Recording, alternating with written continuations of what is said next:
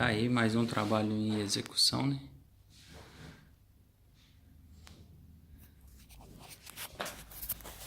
Como vocês já viram, né? É um recuperador de calor.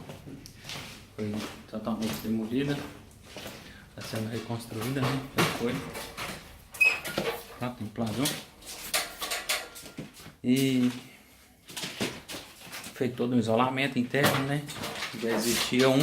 A gente fez o reforço por ser um novo tipo de revestimento. Então já tá embaçado ali. Agora vamos correr uma mão de tinta lá. E para tá podendo ver mais algum local ou outro que haja necessidade de correr mais uma massa. E aqui também tem mais um móvel emplador. Nesse caso aqui vai ser um móvel que vai resistir a uma grande quantidade de peso, né? São vários livros. E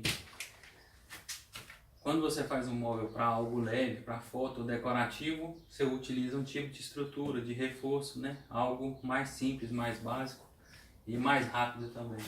Nesse caso aqui, como é um móvel para livro, ele é suspenso, né? Está embutido na parede.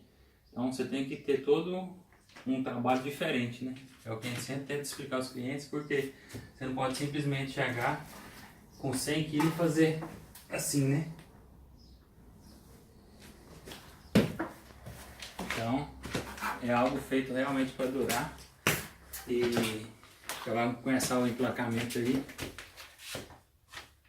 Precisando de alguma coisa, drpladu.pt 926-970-138. Aí, ó, o parceiro ainda até ensinou quem quiser aprender aí algumas técnicas. Um abraço.